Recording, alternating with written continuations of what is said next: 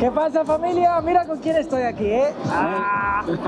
He venido al stand de Z&H Audio y vamos a ver qué tal.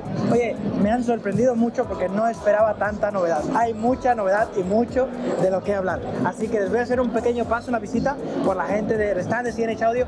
Pese a que yo el sábado voy a estar aquí, cabrones, apuntaros y venir al show, venir a verme y así compartimos juntos y les presento esta marca que está genial. Hey, I'm Mitch from DIY Recording Studio, working for Z&H Designs. There you go. I've got some amazing gear to show you guys today. Okay, muchachos, we're going to speak in English and I'm going to do my best to make the translation and put it down. So if not, then you have to go and learn English.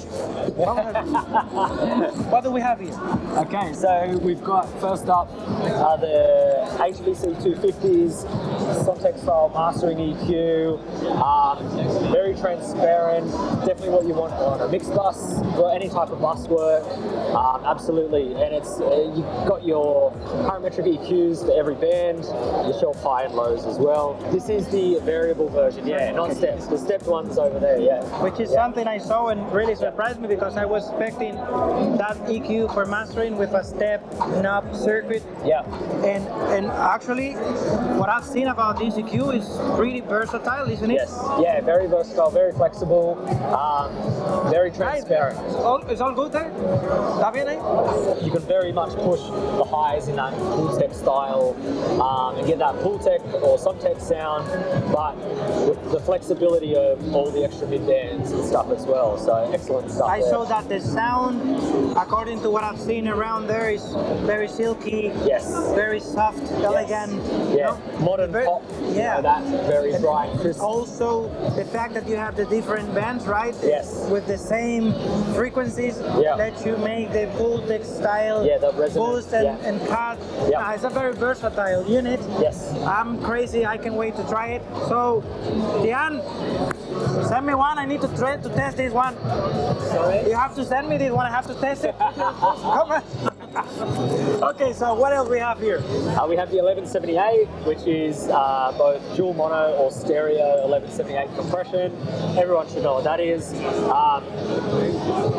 If you're in dual mono, you have independent attack and release times, shared ratio, but independent input and output and attack and release. And then obviously you can do the 1176 buttons in thing, or all buttons in, and then a high pass filter for the sidechain compression there as well. And then you have the mix knob. And then very important, parallel mix knob. And absolutely. Also, because this one, I have this one. You have this one? Yes, I'm working on the review. He has one. Where's mine? One of the most important and nicest part is the mid and side, isn't it? It's crazy. Is there any other in the market who does mid and side? Not a 78, no. This is humble, and this is what we want. We want brands that renovate, that create new things. Absolutely. This is a masterpiece. It's a very interesting one. This is new, very good looking opto compressor. So LA2, LA3A style compression, that opto, very natural, transparent opto compression. Everyone should be familiar with that. Peak reduction, or and then compression, and then your stepped makeup gain. Every channel, once again, this can be dual mono, which is, no one's done anything like this where it's dual mono or linked. So you could link it for a bus duty, vocal bus, drum bus, but you could also go dual mono, have two compressors for the price of one, vocals, bass. And I have to say, we're talking about LA3, which in my humble opinion is one of the most underrated compressors in the market. It sounds amazing. It's crazy how good that compressor sounds, and nobody talks about it. Absolutely. So we have here flat. So this is sidechain, high pass filter, sidechain, bypass, attack and attack modification. And then ratio. So there's an extra ratio, 3, 5, and 10. So a little bit more flexibility than the original LA2A as well. Crazy. So lots of options for an opto, but that true opto sound as well. Chachan, this is crazy. This is crazy. Come on. What do we have here? So we'll start with this one because it'll be nice and quick and easy. This is the same EQ as we looked at before, except it's the mastering version, the 250 DX. So it's got stepped increments of 0.5 dB, which means it's more suited for that mastering application and more recallable. And same in the frequency range.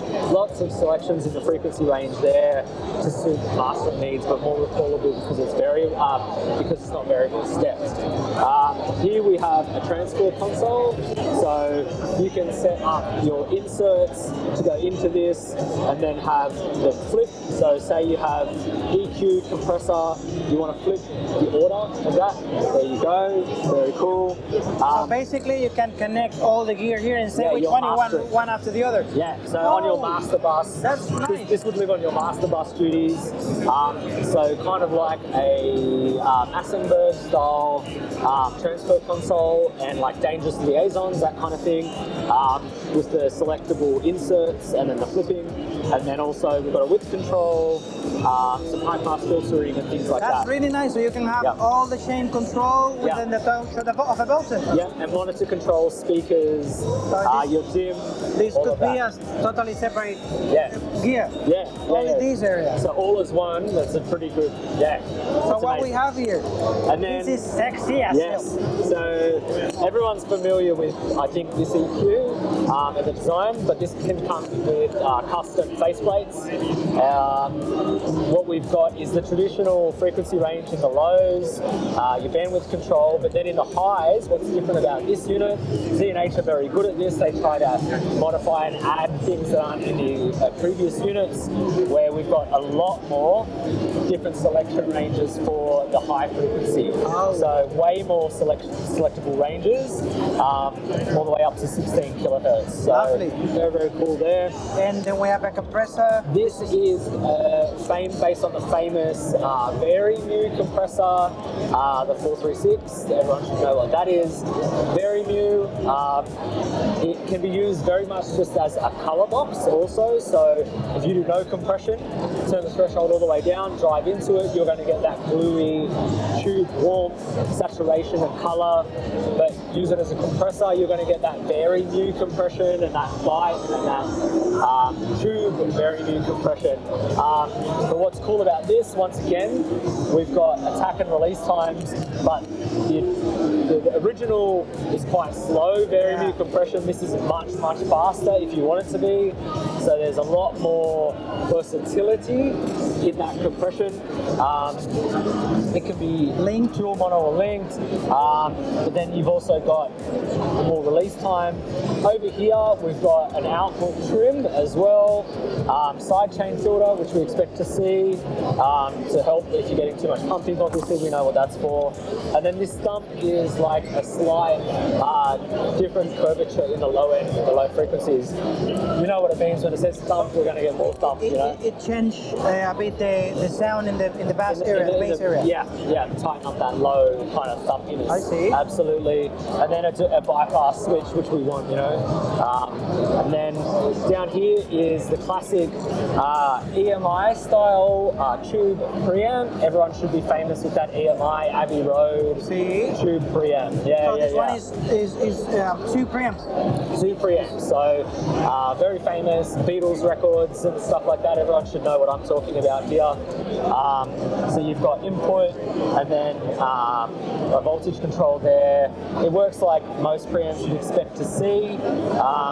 We've got pad, phantom power, high pass filter, and then an impedance switch as well. So and then direct in. You direct in. So nice. Tube preamp, you're going to maybe want to do vocals. You're definitely going to want to put your bass. Bass is going to sound very nice when it's direct in, for sure. It looks like an army kind of tank or something like that. Actually, this area is more army style, right? Yeah, it's got that really nice. rugged vintage look. And this is a customizable plate. Yes. Do they do that with all the products, or? Yeah, some of them. So this comes with a custom plate. Anything can be customized. So if you want a studio that sounds good and looks different, Z&H is one of the brands that you have to consider, because you can add your personality to their gear. That's pretty nice. Boy. The job is yours, man. Nice, no, very nice. Sorry for the problem with the focus. Now I focus to the interesting part. I left the ugly area out of focus. So now let's focus on the important things. What do we have here, Matt? Cool. So 2-channel preamp. It's got a op-amp stage in the output and then a transformer stage in the output as well. So it can be quite clean and versatile if you want it to be, but then you can drive it into saturation either if on the output into the op-amp, or if you push this in, you're going to drive into the transformer. Oh. So and get 2 different types of saturation on It's the like output. having 2 preamps. Yes, yeah. So One clean and one with character. well 3 preamps almost, because clean, then op-amp like transistor, gritty, and then transformer, warm, saturated. like the NIF. Yeah, Neve or API style. Yeah. Different between those. Yeah. Absolutely. High pass filter, all the things you'd expect. Instrument, 48 volt, your pad, and then phase all on the front. And then the VU meter is meter's on the top, like yeah. so futuristic. Yes, yeah, absolutely. So we have the same thing here, but These are actually a different style preamp, so they've got an op-amp stage in the output, so they can be very, very clean, very transparent, but then you can get them a little bit more coloured from the output stage of that op-amp. So it can get a bit gritty if you really push into it, but you want to keep things clean. It's a very clean thing. Used on classical recordings, this is going to be your go-to preamp, sure. stuff like that, yeah. Anything you want clean, this will do that. this sure. one exactly. And Yeah. these all discrete. Yeah, all discrete, hand-built, all discrete components, yeah. Guys, and I have to say the knobs, the build quality feels so good. Yeah, so nice. What about this? What do we have here? So here we have, this is a prototype. This one's not out yet, but it'll be out soon. 9K should give it away. That's not the price, that's the model. So everyone should be familiar with that preamp. The V12s, they're that 312 style preamp. Custom input transformer, op-amp stage output to a custom output transformer. Everyone should be familiar with that. Stepped input with a variable trim. You know, everyone should know what this sounds like. Very punchy mid-forward preamp. So these one basically are the same preamps with different plates. All the same preamps, just different customizable plate choices. Yep. That's very nice. And what do we have here? So the V250s are the 4-band 500 series version of the Sontec style EQ. So if you're more into 500 series, this EQ is just the same thing, just with one less band. Very transparent, very tight low end, very crisp, airy top end, beautiful mid range. You can push this to 9 dB or so of gain boost, and it still sounds crisp and clean and not harsh. It's amazing. What are your favorite uses for this? For me, in my studio, vocal duties in tracking, this is the cleanest. If you want that crisp, transparent top end to your vocal, this is the EQ, no doubt. Hands down, like 9 dB of, this 12K shift. Beautiful. You're going to get that crisp, clean pop vocal without any troubles. Plugins can't do this. You are getting? Yeah. Oh, there you are getting into a very difficult area. Get into trouble. Yeah. Let's skip that part. Yeah. Or master bus duties. So if you want to do home studio mastering, this lives on my master bus as well in final mix down or mastering. This is your master bus EQ. Very flexible, very clean, very transparent. Yeah. What about these ones? Everyone should know what this is. Your V560 is that 560 style EQ, parametric, very musical octave bands to choose from. It's my go-to for kick and snare in tracking, acoustic guitar, the best acoustic guitar EQ I've ever heard. All guitars, bass, rock electric guitars. This is the go-to EQ. I've recently used it on a whole session. It did kick, snare, guitars, bass. It's amazing, yeah.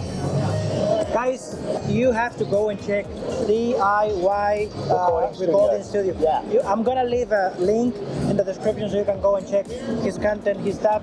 He's a great guy. He makes really nice videos. Yep, I've got demos of all of these as well, if you want to hear them as well. I came here like knowing how they sound because of this guy. Nice. You're the man. Thank you, man. My pleasure. Pleasure to meet you, man. Thank you, man. Yeah, hope you have a good night.